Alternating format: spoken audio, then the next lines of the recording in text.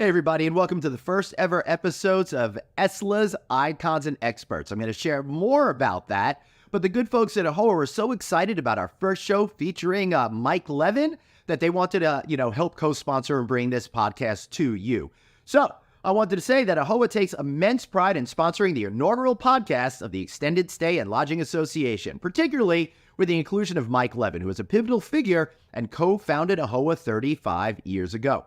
Interesting, he said, I love this quote, lots of people can make financial turnarounds and grow businesses, which I've done, he said. But when you have a chance to establish an idea and an organization that changes the course of many lives, well, that stands out as a very important accomplishment to me. We get into that accomplishment and so many more. Stay tuned for our episode. I really look forward to you enjoying it. Thank you.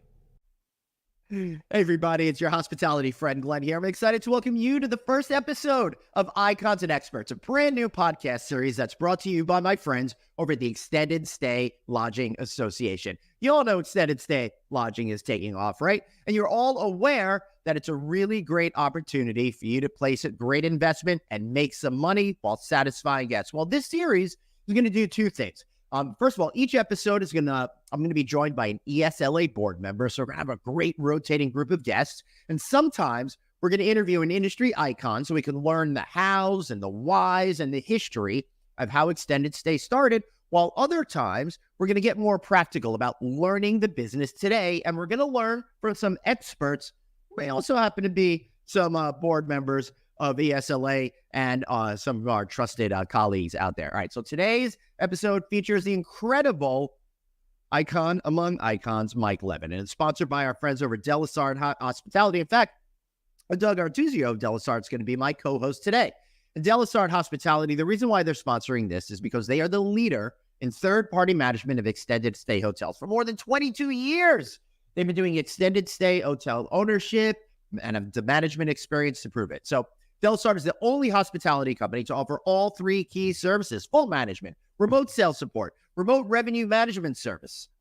You got to reach out to them, delasard.com. That's delasard.com. All right, so Mike Leven, you know him. He's an icon among icons, legendary business executive, and visionary in the hotel industry and beyond. He was president of Days Inn, launched Holiday Inn Express when he was running Holiday Inn worldwide, created U.S. franchise systems, helped co-create the Asian American Hotel Owners Association, was even president and CEO of Las Vegas Sands Corp. You know, that place in Venetian. Well, it's since been sold, but he ran it at the time, and he served on many, many, many, many philanthropic boards. I want to make a big underscore with that. He has given back so much to an industry and a world that has given so much to him. So sit back, enjoy this interview. I love doing it. I hope you're going to enjoy it as much as me. Thanks for watching. Hey everybody, it's Friendly Hospitality Glenn here, and I'm excited because we have a brand new podcast series being brought to you by the good folks at the Extended Stay Lodging Association. This one's going to be icons and experts, all the people in the industry that help set the stage for our incredible success today. And I'm going to have a rotating group of co-hosts with me, and our first co-host, Doug Artuzio. Hey, Doug, you're also the founder of the Extended Stay Lodging Association. Thanks for joining me today on this one. Glenn, it's totally my pleasure. We are so excited about this Icons and Experts program. Yeah. The next over the next year. So yeah. Much information coming out, exciting information, hearing from icons, experts on all different levels of aspects, things will help the extended stay business. So we're really, really excited about that. I am too. I'm a little worried though, Doug, because we're setting the bar high right out of the gate with today's guests, aren't we? Well, when you think about icons, you think about pioneers in the hospitality business. Mm-hmm. Think about people that have done things that others have not. They've treaded on virgin territory, basically, to create what we have today. And I am honored. I am pleased to have an old friend of mine who I've known for so many years, gave me one of my very first opportunities in the hospitality business way, way, way back in New York City. And that's Mike Leven, a true quintessential icon of the hospitality business. And I couldn't be more delighted than to be participating in this podcast along with Mike and yourself, Glenn. Thanks. I will be bringing Mike in just a second, but I don't want to embarrass him by having him sit here and have to hear his whole bio over there. But he's been in the industry from, like you said, like 60 years.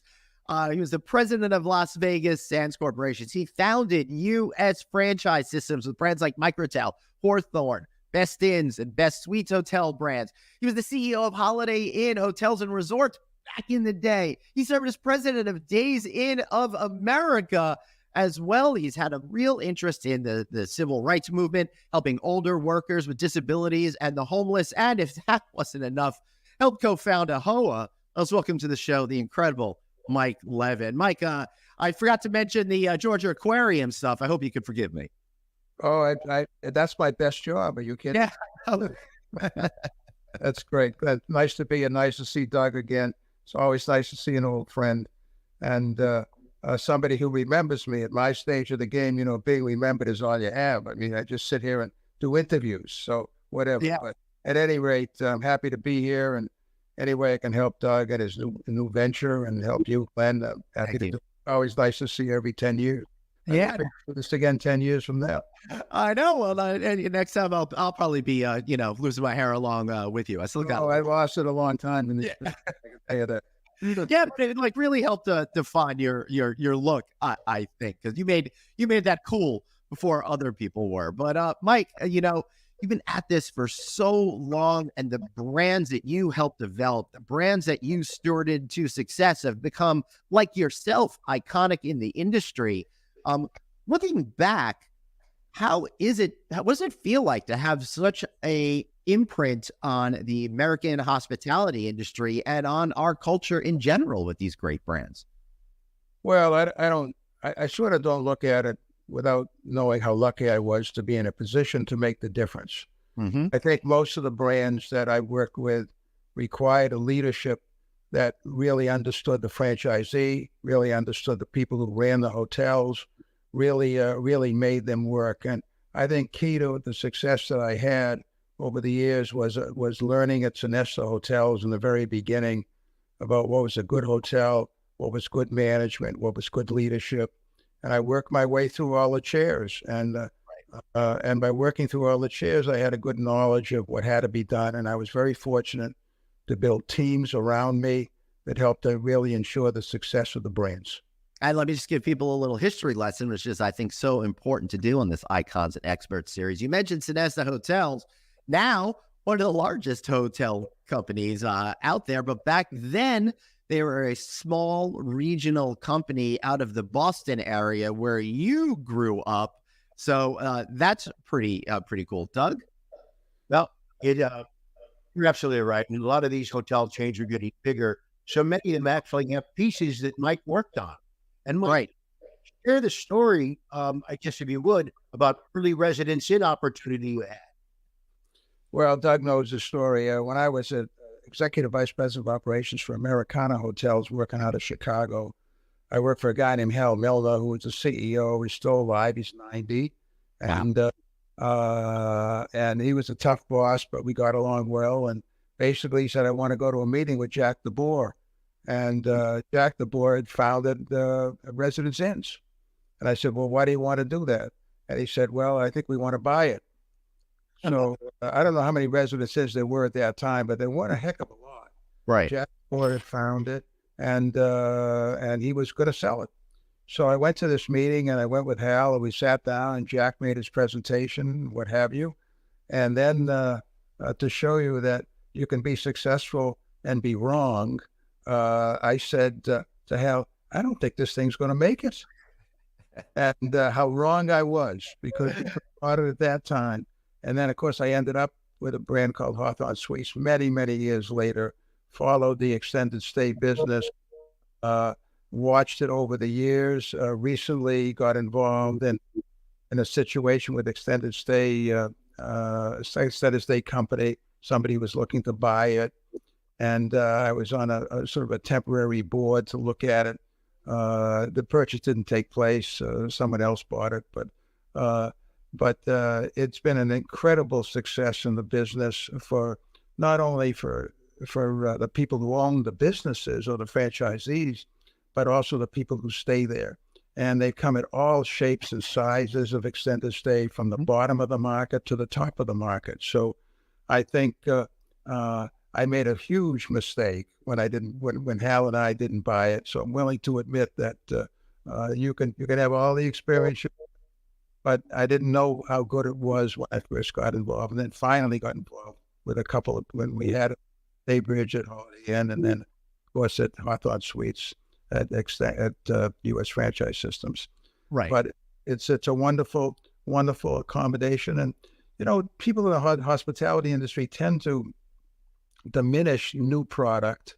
They go back to the old products, and Jack DeBoer has done many things in extended stay since, and now you have things like Airbnb that have come along, and the industry continues regardless of what the innovation is. Yep. And Mike, let me just do a quick history lesson for people. Throughout this series of the Icons and Experts, because we're focusing a lot on extended stay, this name you are going to hear again and again. And of course, I'm talking about Mr. Jack DeBoer.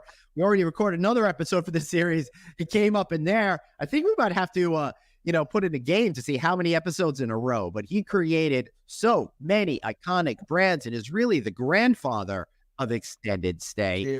Think Value Place, which became Woodspring, his last project, which his granddaughter is now in charge of, Water Walk, which is just done a deal with Wyndham as we're recording this to help distribute that as well. So his imprint is long lasting. And I'll tell you, Mike, I had the chance to interview him once when he had a book come out, and that was a real highlight after getting to talk to you. So what was it like back then in the early days of what we see as the hospitality industry today? Did you have any idea that it could be such a massive business with hundreds and hundreds of American brands out there, with major companies that have 30 plus brands apiece? Or were you blind to being able to see something so crazy in the future? Well, I think that I don't think anybody who started in 1961 in the hospitality business had any idea of how global and interesting and containing every kind of hospitality product that you could imagine. I mean, I grew up, when I could stay in a Motel 6, for $6. I ran a 3-star hotel in Boston as a new guy when we were charging $8 single and $12 double. Wow. So, I mean, and the hotels were not sophisticated. There were a few at the top that were, but they were all individually owned. Mm-hmm. There were 4 or 5 chains back in the 60s.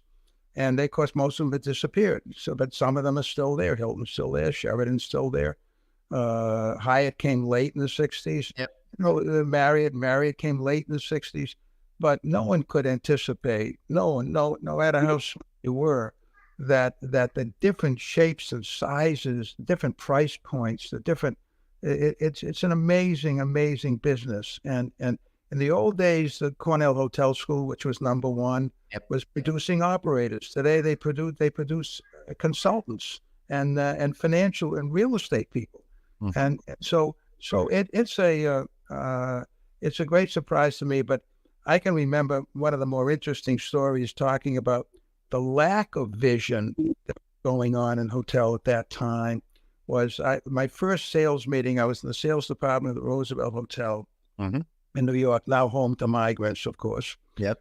And I followed that because I started there. Yeah. And at any rate, I was called to my first sales meeting. I didn't know sales. I didn't know hotels. I was just hired in there. Mm-hmm. First sales meeting, and they had a major problem. Roosevelt was on top of Grand Central Station. It still is. And the problem they experienced, they said they were going to have, was the invention of the jet plane for individual travel. And they looked at it. They looked like that was going to destroy the business. It was going to destroy their business because people go back in Chicago in one day. Right. And I sat there as a complete neophyte. And I don't know how I was a kid just out of college, just out of graduate school. And I said, gee, I don't think it's going to destroy the business. I think it's going to grow the business. Yeah. And they all looked at me like I was a one-eyed idiot, because they didn't look at the future and the future of travel, of international travel and all that stuff that it would generate. They only looked at their particular situation sitting on top of Grand Central Station when the trains would come and give them business. So I think the visionaries in the industry that I was fortunate to know over the course of my career saw the opportunities, grew their businesses, changed their strategies, changed their product lines. But there was always a Jack the Boer around. There was always somebody. There was always a Kemmons Wilson at Holiday Inn. Right. There was always people who weren't trained in the traditional hotel industry that really saw the opportunity better than the hospitality people in the early going did. And so I think if I had any advantage, it was a lot of different experiences with different hotels, international hotels, resorts, all the thing along the way in my career. And I urge young people to look at the whole industry. Don't look at a particular piece, and get as much experience as you can, because it's always about two things, Glenn. It's always about taking care of the customer and taking care of your employees. Whatever brand you have, whatever star it is, 1, 2, 3, 4, 5, or 6, extended stay or not, or whatever budget, whatever, take care of your customers, take care of your employees. That was the critical component for my success. And I think for those individuals, and some I still know, who run these big companies, the ones that are most successful are the ones that do that. Right. That's good advice. And on the extended stay is that, now that is coming about, the secret to none is now, the secret to some is now the secret to none. All of the brands are coming out with a lot of different extended stay products. Now, granted, it only represents 12% of the business of all of the hotels right now, and there's a tremendous amount of demand. I'm interested in your opinion on all of the products that are coming out in this past year and will be coming out over the next couple of years on extended stay. Well, I think that what's happening with extended stay is there's an extended stay product for every segment of the industry. Yep. We have extended stay at the bottom, at the low end person, even using them for long extended stays, longer than the original Residence Inn was, that they can rent for. We're talking maybe up to 6 months from That's what correct. I understand. A lot of product. Or whatever, you got that. You go all the way up to the 6-star extended stay, where people are coming in for 2 weeks or 3 weeks. The benefits to the consumer on an extended stay are very significant if they and they have those needs. And it's interesting to watch. I'm looking at the extended stay product behind you, Doug, looking at the picture, and that's a beautiful product. And so consequently, you have now extended stay for every particular customer, every demand customer, that what they want, because of what extended stay provides is a unique experience. And consequently, the large chains, which are now distribution chains, and are taking advantage by why you're seeing them expand in the extended stay area, because basically there's a customer for extended stay at every price point. And so that's why you're seeing this plethora of product coming into the marketplace. And when you add that to the fact that the return on investment is 2 or 3 times of your standard hotel, it makes it extremely attractive. Well, it's interesting you say that. I think at the early going, when there was very little extended stay, they were all-inclusive resorts. Yep. That came up. I was in the resort business also one time. Were you on the European plan, right? Well, it started, they had those, but even they didn't get to the complete inclusive that you get today. Now they were all-inclusive ships. Yep. That all that compared to regular, what I call the nickel and dime way, where you charge for everything. So extended stay doesn't charge for everything. So extended stay is basically kind of an all-inclusive hotel, so to speak, without having a fancy kitchen and a fancy dinner. So it really fills a niche, and the niche for these products is so enormous in terms of customer demand. So for the owner, Doug, you mentioned, for the owner, extended stay is, to me, is the same profitability I used to have when I ran an all-inclusive resort. Was an easy way to make money for the owner, much easier, and was better off for the guests who wanted that kind of product. You have the same thing with extended stay. That was Jack DeBoer's great idea. Right. And it really did absolutely tremendous things in order to transform our industry. But just so you understand, let's connect where Mike Leven is coming from, the 1960s and with the state of the hospitality business then. You mentioned all these large brands, but back then they were usually one brand for one company, and they were big full service hotels, many times in downtown locations. Over time, when Kemmons Wilson did that famous trip across the country, and started to create the Holiday Inn brand, that started to democratize travel for all. And that's when road trips came up. And then when the major big push in the late 1990s started to happen, Mike, I remember select service boomed. And that's when you start to see all the different segmenting of the industry as it matured. And that is exactly what's happening right now in extended stay. Not only do people realize that it's a great product at this price point, but all the brands are saying, oh, there's white space to be able to create new and exciting projects at all different price points, which takes us to today in the extended stay industry, which is so exciting. Doug, I'll let you take it from there now that I need a drink after my history lesson, I think. The Extended Stay Lodging Association is a nonprofit association. And 99% of our whole purpose is around education.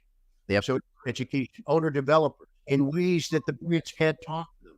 On a peer-to-peer basis, we can share financials. We can share things that the brands can't to really help developers. Yep. This is really about giving back on a peer-to-peer basis. So we'll have a library of content, library expert programming, so that people can go back and look at this to help operate better, serve their guests better, ultimately to have a better operation. Really. Yep. Simple equation. Yeah, I absolutely love it. Mike, see that you didn't see the vision up front. When did you realize that extended stay was not only a good idea, but had the chance to really start to transform hospitality companies? Well, I realized that when Marriott bought the extended stay, the Residence Inns from Jack DeBoer. Yep. As if they did it, they knew what they were doing. Marriott was an incredibly successful company. It still is a successful company. And I knew a lot of the players at Marriott, and I worked for a guy at that time who had worked for Marriott. And I think that they saw the opportunity because they were matching profitability and customer satisfaction together. Now, when you put customer satisfaction and developer satisfaction together, you have a very successful product. And extended stay is that kind of product. And you didn't see that naturally. Holiday Inn did it at their level of the business. Ramada Inn did it at their level of the business, and they got new owners into the hospitality business. These owners also grew up. They grew up from, I had Days Inn owners that became Holiday Inn owners, and then right. Holiday Inn owners became Marriott owners, and all the developers of these products ended up, growing the hospitality business, and they grew the customer base along with it. You see, in the early days, there were big hotel companies like Hilton, as I mentioned before, and they owned all the assets. The guys on the street who wanted to get into the business couldn't get in. There was no product for them to get into. And so consequently, extended stay became what Jack did, and he started, and what's going on now is you see finally that franchisees in particular, rather than hotel owners, the traditional ones, are in these extended stay products because they can make money and they can also satisfy their customers. So a little context, what Mike was referring to was back in the day, everyone owned and operated their own properties. It wasn't really until the late 90s, I'd say, around the time the select service boom, simultaneously, the hotel companies start to say, oh, let's do this asset light strategy. Guys, please forgive me if I make a mistake here. Just correct me. And that's when they start to sell off the real estate, but keep management contracts for a lot of these properties, simultaneously starting to roll out new brands. Is that correct, Mike? Yeah, I think the 90s is a little late. When I turned down the purchase of Residence Inn, right, was in 1984, 83 or 84. I'm thinking about when, like, you would take a full service Hilton or a full service Marriott, sell it to a fund, and then keep the management thing. I seem to remember that because I started covering the industry in 96, And that was kind of the news of the day, I think. Please continue. Yeah. You'll know Well, better than me. yeah, what happened is that companies got into the management business. Yeah.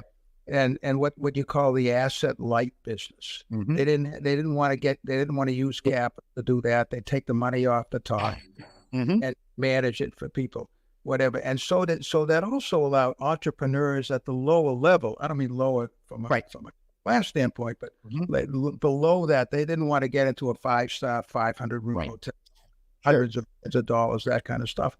But they could still do it in the product that they could afford to build and expand and also manage. The management of extended stay is a whole lot different than the management of a full-service 5-star hotel.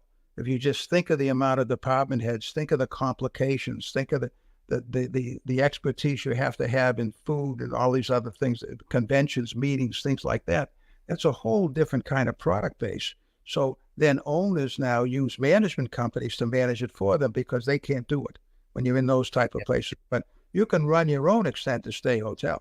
I mean, it's not just if you do it right and satisfy your customers. It's not, you don't need an expertise of being a 5-star hotel operator needs. So it was easier. It was easier to expand the territory for that kind of product, and it gave the marketplace two things: the customer base and the ownership base, both of whom could be successful for the appropriate price. And that's what it does. And that works in every business, not only the hospitality business. I remember personally, Mike, around 94 or so, in the franchise development team, you put together a team that sold 500, 600, 700 Holiday Inn Expresses. I mean, we drove the limited service program in this country without question that people try to duplicate. Yeah, I wouldn't want to. I take credit for building the largest sales forces that existed in the industry. Days in started that, right? Holiday Inn for Express, but it wasn't. That was an execution strategy to get to the owners, and so. But the major point about that, Doug, is it was the right product. In other words, Holiday Inn had two or three different kinds of products, but the one that the customer really wanted was a Holiday Express scenario. The competitor was Hampton, that did a very good job at that. But Hampton, I remember the first meeting on Holiday Express when I got there, the marketing guy wanted to serve a hot breakfast. And I turned it down. I said, Hampton's not serving a hot breakfast. Now, of course, they all serve hot breakfast. Right. I said, you're not going to. And then not only that, the marketing person said to me, we want to charge $3 for our hot breakfast. I said, you can't do that. I can't sell it. I can't sell it in the market, because my competitor is Hampton. So we put the sales force together, and basically we made it easy for the salespeople to sell, easy for the operator to buy, easier for the operator to operate, and that's just what the customer wanted. As time went on, the customer wanted a hot breakfast, but they didn't charge for it, and so, because the customer didn't want to pay it. Right. And so that was the trick there. And then other chains, big chains, followed the model of a large sales force as they got those kinds of brands. And so that was an extraordinary scenario. I mean, remember the first Holiday Express was built for about $50,000 or $60,000 a key. Now it's built for about $160 or $170 a key. And and now the rate, of course, was not $40. The rate's $140. Yeah. So that experience was copied by a lot of the industry and a lot of the salespeople for those brands, Days Inns and Holiday, went to other companies, Good Choice and all the rest. But I think the critical component of success is matching owner needs with customer needs, and basically if you do that, extended stay is what does it in spades for every size of the marketplace. So your market of customers and owners is very large when you have the right extended stay product.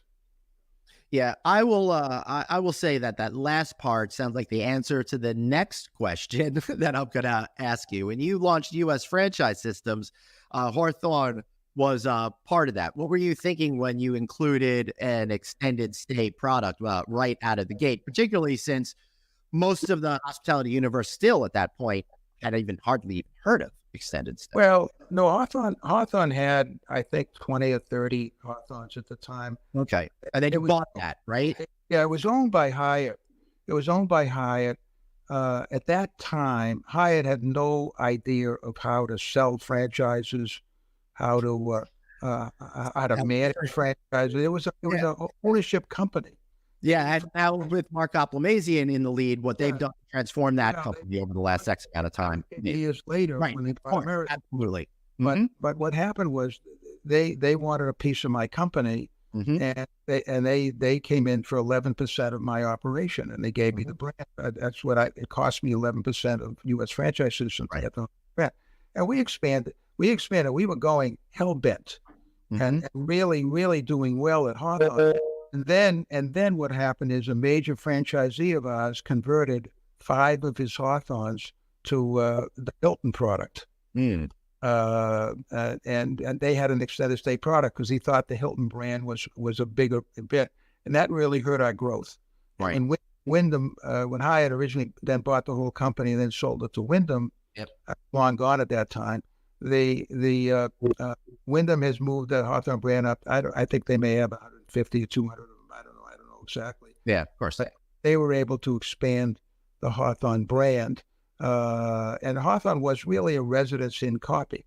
And Hyatt had it, and they didn't really understand the business, and they didn't really pay attention. It was a pimple on the back of an elephant, you know? Right. So they didn't have it. And then they bought Ameris Suites, and they made it, they brought in Hyatt and went into the franchise business. But so the residence inn was sort of alone in the marketplace because Marriott handled it very appropriately. They knew how to grow brands, and really did a good job with it. But it wasn't that hard because they had no real competition. Anybody who wanted to get an extended stay was running to Marriott first, and then Hilton did it.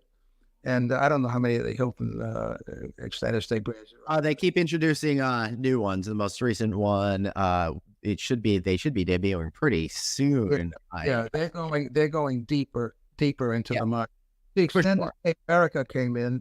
Extended Stay America came in, and that was I met the owners then at that time, and they positioned themselves differently in the market below Residence Inn. And in that particular category, and the market was all their own, but they owned them all. They didn't franchise in the early going. In fact, I think they franchise now, but I'm not as close to the individual decisions as they used to be. So that's cool, Doug. I want you to take over just a second, but I do want to say I recall Hyatt bought Ameris Suites and then converted however many they had. I feel like it's over 100 of them into what became Hyatt House. Hyatt Place. Hyatt Place. All right, I was confused. It was either one of those, but that really helped them really get a leg up and push forward very quickly to get that brand off the ground. Doug? Well, I am just incredibly impressed with how extended stay has moved along. As Mike had said earlier, it's the next evolution in brands and how companies are getting smarter in how to grow and not necessarily charge their current, franchisees more and more. You're growing through more brands. And with the traveling public moving around more, it just makes all the sense in the world. So, yeah, it certainly does. Mike, last question for you. How do you see the state of extended stay now? Because all of the players are in there. The brands are proliferating really quick. Have we reached max extended stay? Because I don't think so. Well, I think that as you segment extended stay from the top to the bottom, there's always room for new players. The difficulty that, once again, I admit that I'm not as current as I used to be because I used to make my living being current. I'm not as current as I used to be, but I think that there are opportunities in extended stay in places that they're no longer, that have opportunities for brands of that type. And so, but there's still plenty of room. If you're going to go into a marketplace, let's take Las Vegas as a crazy example. I think there's one extended stay product in the Vegas market. At least there was 10 years ago. I don't know anymore. So in other words, there are different markets that require extended stay that product hasn't expanded into, and the extended stay product can eliminate obsolete products. One of the problems in the hotel business I always found was that you can never get rid of stuff. It just stays there forever. Right. And we just throw in one of the famous statements in our industry is we're not overbuilt, we're under demolished. Please continue. Right. Yeah, I remember that. That's right. And I think there's a lot of opportunities to get rid of, blow away products and products like that. Yep. And convert them to extended stay where extended stay doesn't exist. Yep. And you try to convert a lower tier hotel into an extended stay, it doesn't work. But to build a new product if the land is good and the market is still good, there'll always be, people will create opportunities.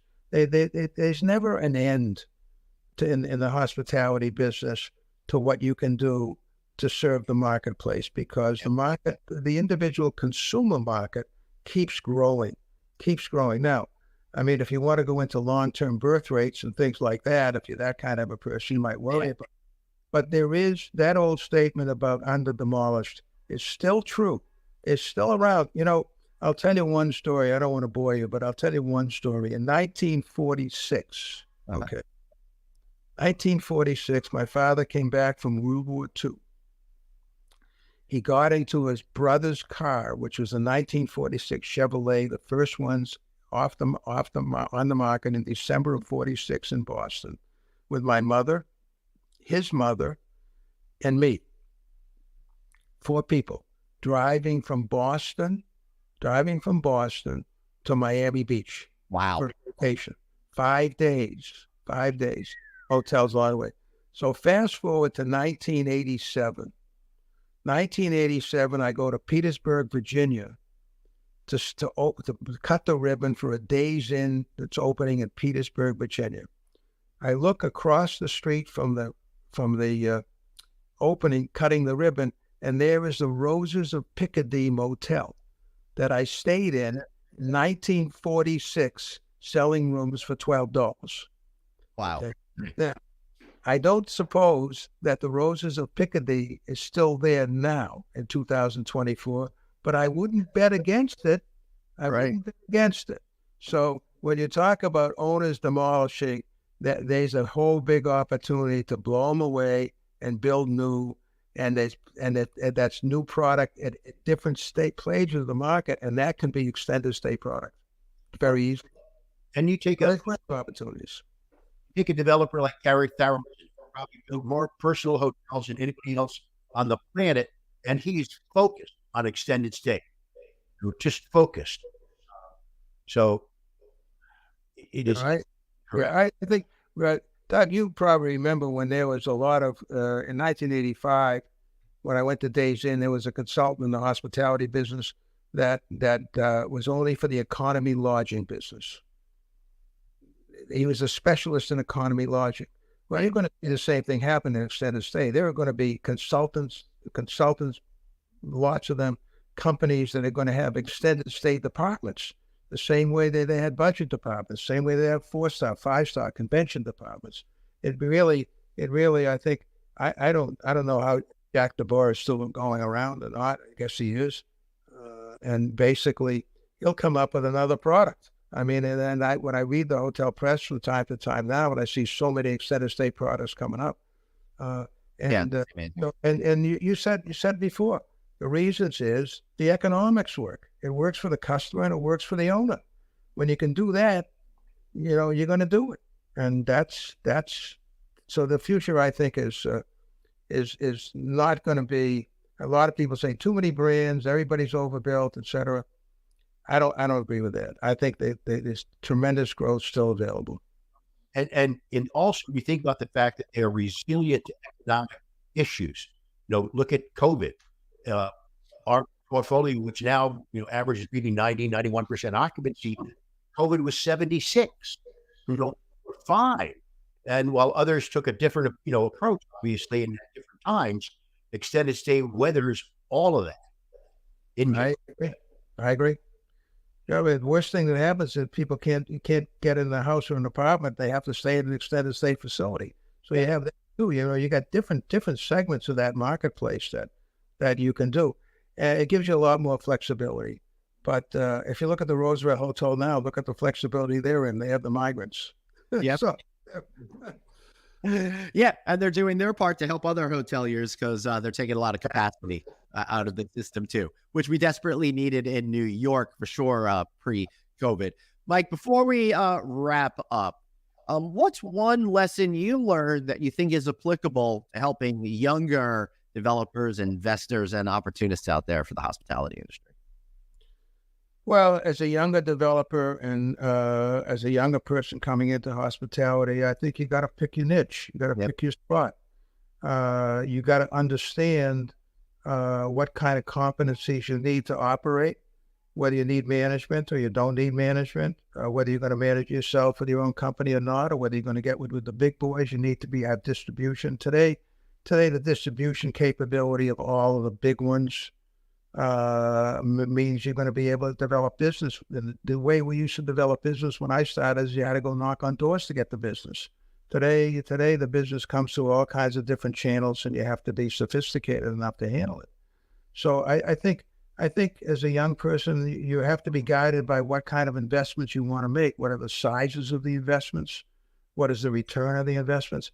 And I think these young people today who have the capability to develop their own. My son does a lot of that for Prakashani Group. Yep. He knows the business from on top of it and the bottom of it. So they pick their spots according to what works and what returns they can get. And I think it's developed. The sophistication of the potential owner or developer has also developed over the last 30 years. I mean, Holiday Inn grew with accountants and lawyers. They didn't have the slightest idea how to make a bed. Yeah. And their wives used to make the beds. I mean, but that's how they grew. But you can't do that anymore. The cost of entry is too high. You have to have certain expertise and certain branding that's going to help you to get off the dime. But in the end, my advice would be do what you can afford. Don't chase the big ones. And then someday when you're really wealthy from the ones that create the profitability, do a trophy hotel for yourself, but don't expect to make any money. Yeah, you could just ask Bill Gates, Ty Warner et al. About that for sure. Mike Leven, thank you so much for honoring us with your time today. I really appreciate it. Doug, and lots of good luck to you. It's great to see you, and I love to see some of the old alumni doing well, and most of them are. So it's great. Thank you for having me. Fantastic. Hey, and Doug, you know what? After this conversation, I think people should go check out ESLA.org. What do you think? I think it's a great idea. There are plenty of memberships, lots of information. Again, nonprofit. We're here for peer-to-peer. And so please check it out. There's a lot of information. All the brands are there, to help you with more information. It's something to do. It's important for everybody. Yes, you do. Let's all learn together and how we can be more successful leveraging the power of existence.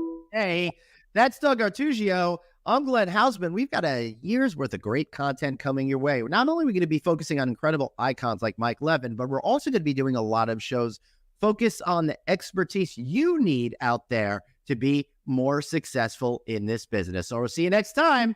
Have a great one. Bye-bye.